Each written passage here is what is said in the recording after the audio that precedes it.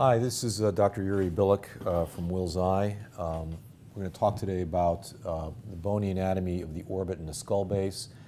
And for any of you who are interested, this is a skull that you can get online from Germany.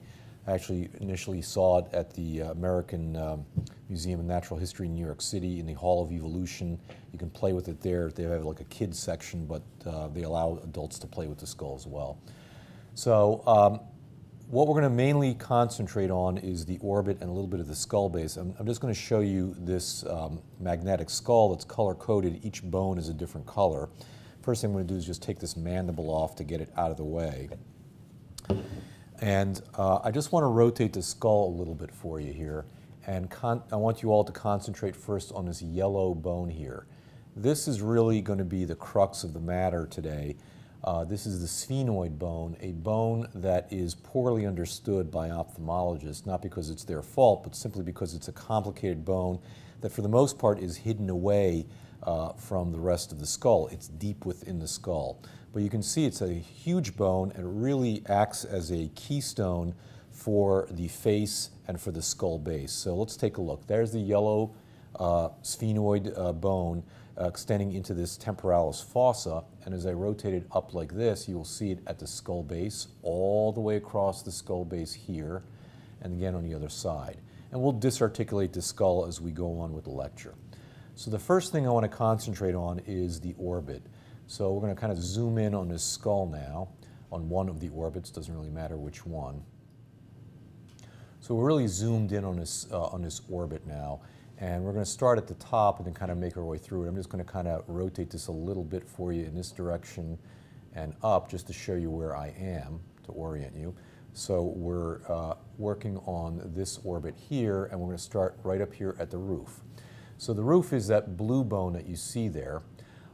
That's the frontal bone, and that's the majority of the roof. The orbital roof is only really made up of two bones. You see the first one, the blue bone, the frontal bone, clearly. And then over here, let me just get on this side of it. Way back here is that yellow bone. That is the lesser wing of the sphenoid, okay? Right there. And you can see that hole in the back of that is actually the optic canal.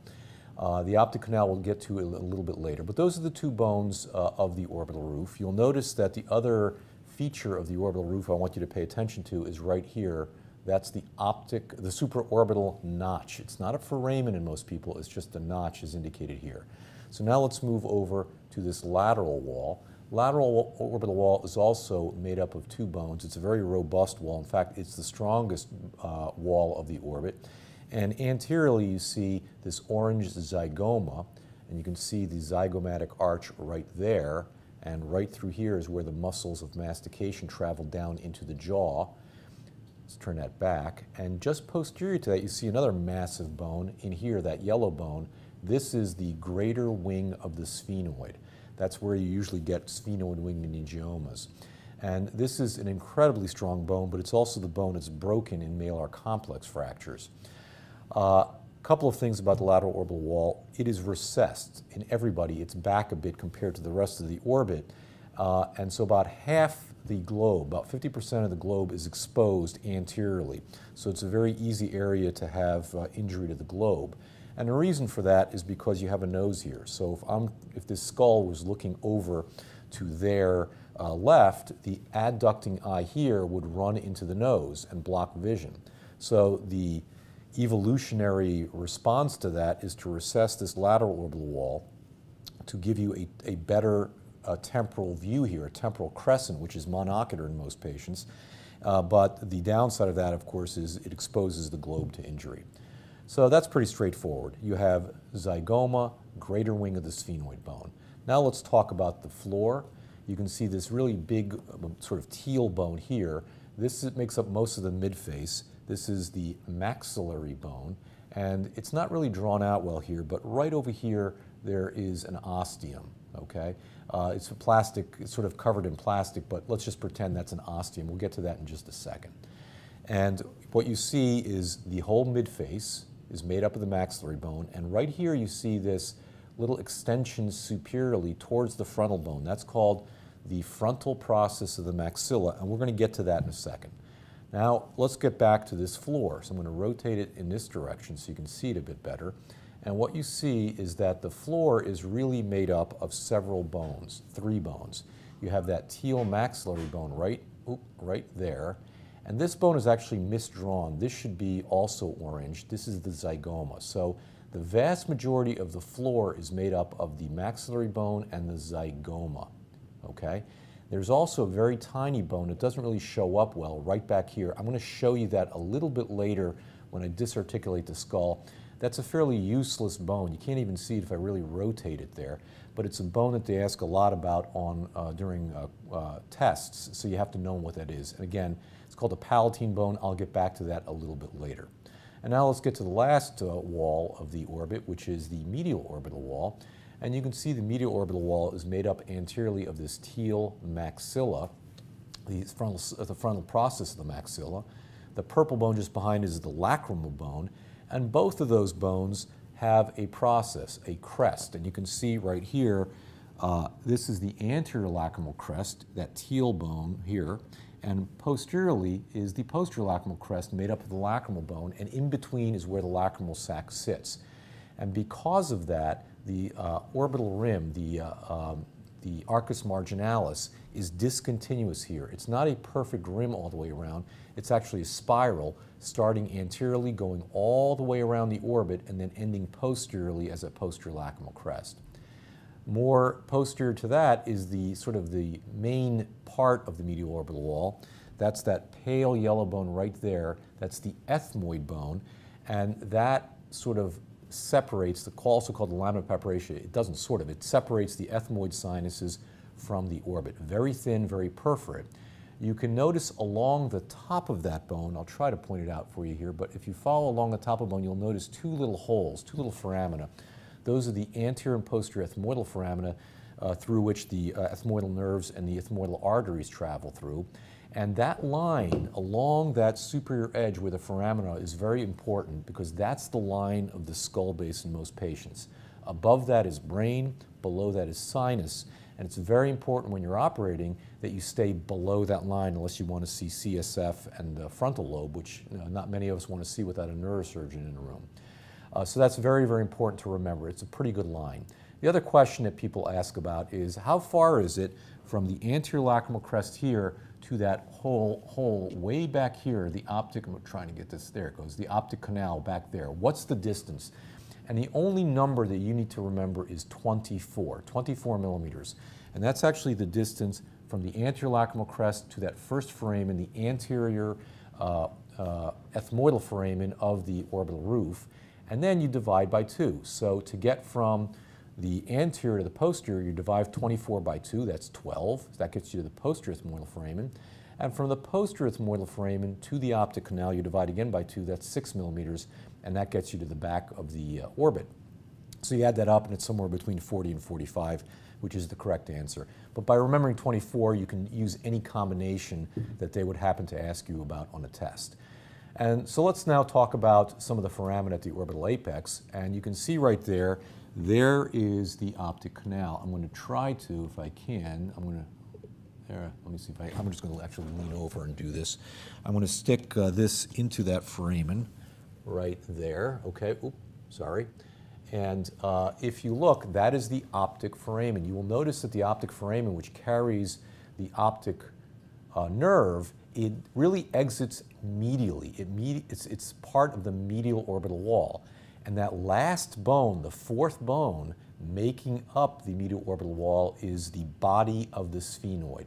The body of the sphenoid is medial to my Q-tip, and just lateral, that strut, just lateral to the Q-tip, is made up of the lesser wing of the sphenoid. So the optic canal is really made up of 2 bones. So how are you going to remember all that? Well, you're going to remember all these bones by going superiorly right over here and then traveling laterally. And if you do that, you're going to get 2 bones here, 2 bones here making up the lateral orbital wall, 3 bones making up the floor, and then finally 4 bones making up the medial orbital wall. 2, 2, 3, 4, and that's an easy way to remember it. So let's finish up this part before I disarticulate the skull with a couple of foramina. I'm showing you right now the optic canal, you'll notice that the optic nerve, which is my Q-tip, travels up and in towards the chiasm in the skull base. And that is about 30 degrees up, 30 degrees in, give or take. So again, that's very, very medial. If, on the other hand, you want to stick something into the back of the orbit, straight back, and again, let's see if I can do this kind of blind here, right there, the back of the orbit is actually the superior orbital fissure, not the optic canal. And that's very important because if I stick this Q-tip or a stick or a knife or something into the orbit, you will end up in the compartment right behind the supraorbital fissure, which is the cavernous sinus. And that contains some venous blood, contains a whole bunch of motor and sensory nerves, but most importantly contains the carotid siphon, which can be lacerated during trauma. So again, the back of the orbit is the superior orbital fissure, not the optic canal. So I'm going to pull both of these out and then show you this final fissure right here, which is the inferior orbital fissure. And we're going to zoom out a little bit here so that so you can see my hand. So the way to think about the superior and inferior orbital fissure that I just showed you, I'm going to sort of bring this up a little bit, is that my thumb is the superior orbital fissure. And you can see I'm holding it very, very vertically, up and down, whereas the inferior orbital fissure here is fairly horizontal in the AP direction. And that's the way to think about these two fissures, okay? So the supraorbital fissure is mainly vertically oriented, and the infraorbital fissure goes from back to front and actually travels quite anteriorly to within maybe 10, 15 millimeters from the orbital rim. So it's important to remember that when you're doing orbital surgery fixing blowout fractures. And that contains, for part of its course, the infraorbital nerve. So let's finish up with our foramina by looking at this notch here and this area here, that foramen there. These are the superior and inferior orbital foramina for the super and infraorbital nerves.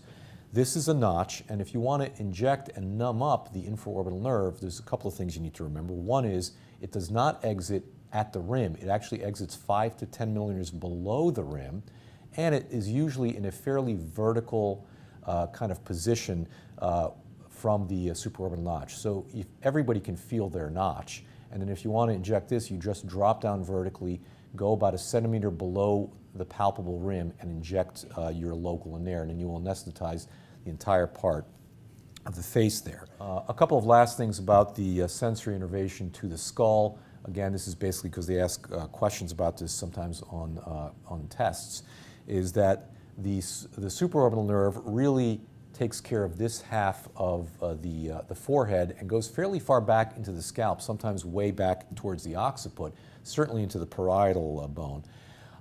But it also gives you sensation here over this side of the nose. And this is sometimes they ask you about Hutchinson's sign during a zoster infection. What does that indicate? And that sometimes supposedly indicates a higher risk of corneal infiltration by the virus. Whether that's true or not is beside the point here. Just remember that V1 also takes or supplies everything to the tip of the nose.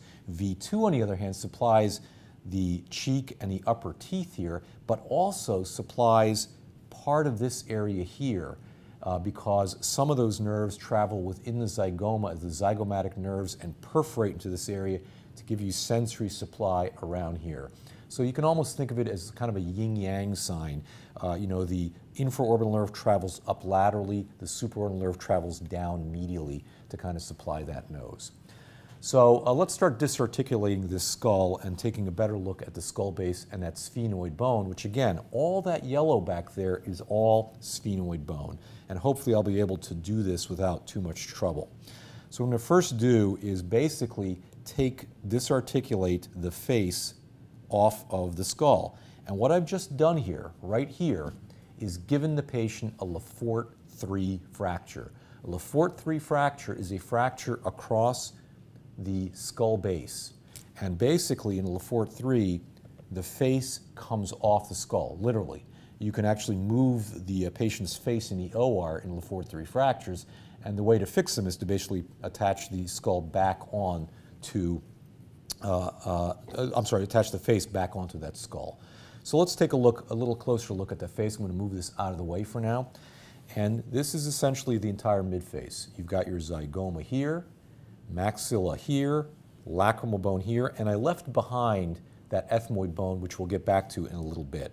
So what I'm going to do now is kind of rotate this here, so you're now looking at the floor of the orbit. Remember I told you the floor of the orbit is made up of this large maxilla. That's the majority of the floor. Over here, you might want to take the contrast down a bit, Jack, because you can't really see it. Yeah, perfect, thank you.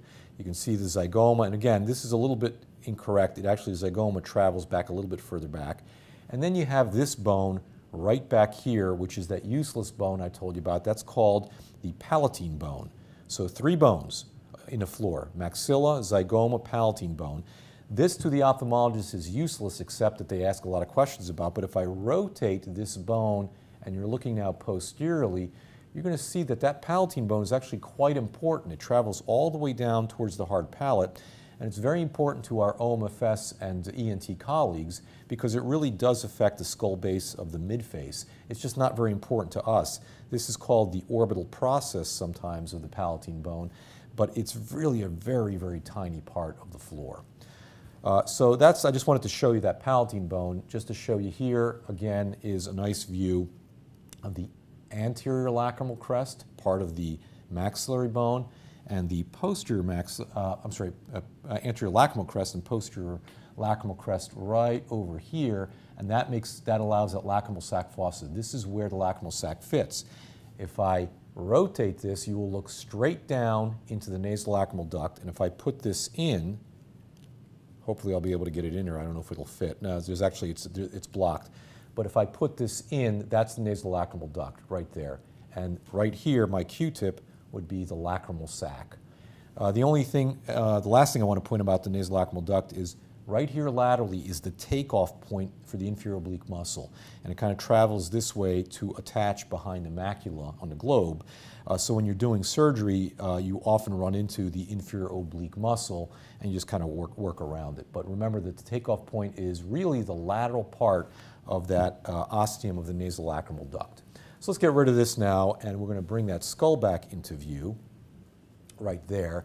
And I just want to kind of finish up here with again, this is by far my favorite bone of the skull, the sphenoid bone, just because it's so complicated.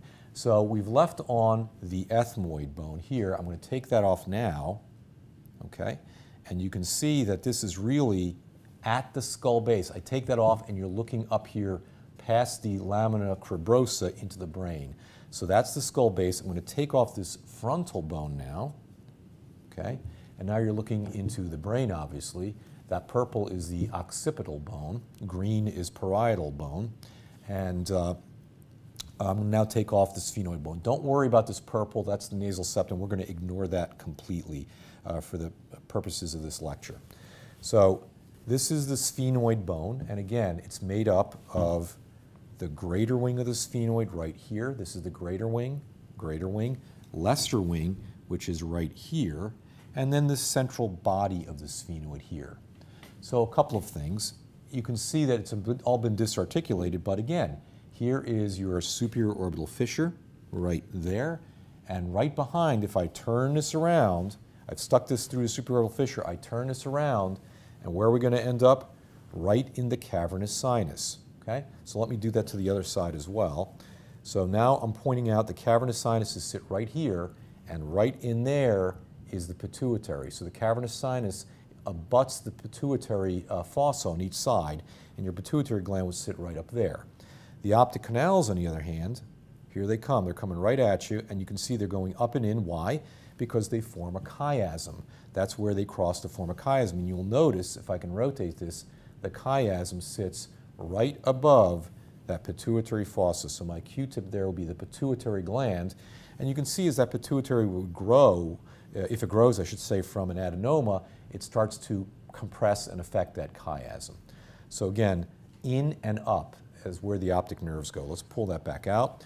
And you can see a bunch of other fissures. You can see this will be the ostium here for the infraorbital nerve that travels into the infraorbital fissure, which you can't really make out because the infraorbital fissure sits here between the lateral orbital wall made up of the zygoma and a sphenoid bone and the maxilla medially. All right? And again, so this is this wonderful greater wing of the sphenoid. I'm going to just rotate it one more time for you so you can see the nooks and crannies. Okay, this is the front. This would be, those two little areas here would be the sphenoid sinus right here. And you can see that they abut both the cavernous sinus and the optic canal. So ENT can actually go in through the nose and either get to the pituitary up here with an endoscope, the medial part of the cavernous sinus here, or up high and laterally in the sphenoid sinus can get to the medial optic canal as well. So let's just put this all back together. One last thing, I'm sorry, I forgot. Sometimes they will ask you about the clinoids. So let me point that out before we finish up here. So here is the optic nerve exiting the optic canal, and just lateral to each optic canal is this structure right over here, and kind of right over here. These are the anteroclinoid processes, and these are important landmarks in radiology. We always look for the clinoids on CT to figure out where the canal is. If you don't see the clinoid, you're not seeing the canal because they're abutting each other right there.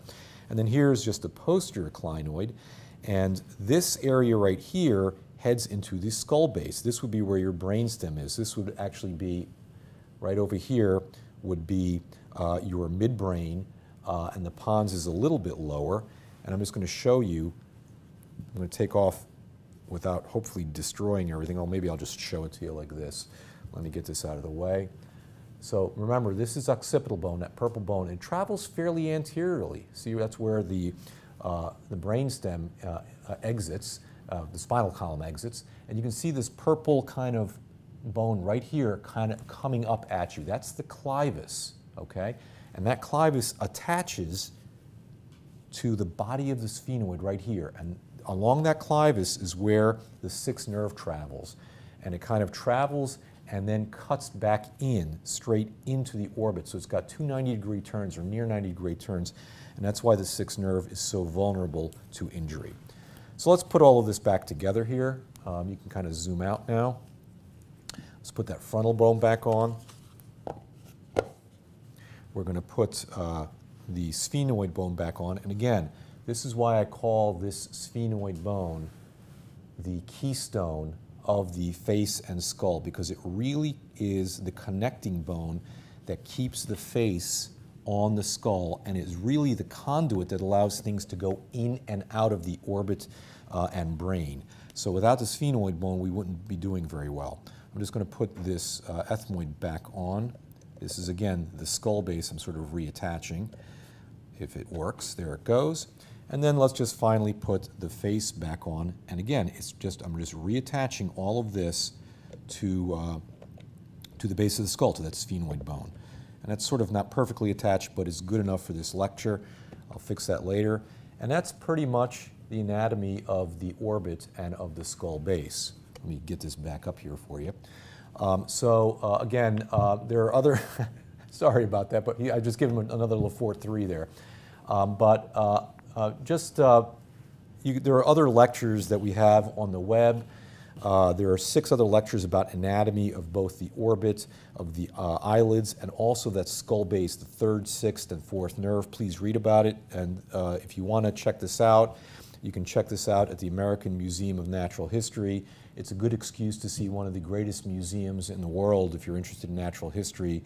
And that's all thanks to Teddy Roosevelt. And I say that because this year is a 100-year anniversary of Theodore Roosevelt starting the National Park Service. So I think that's a wonderful thing as well. Thank you very much.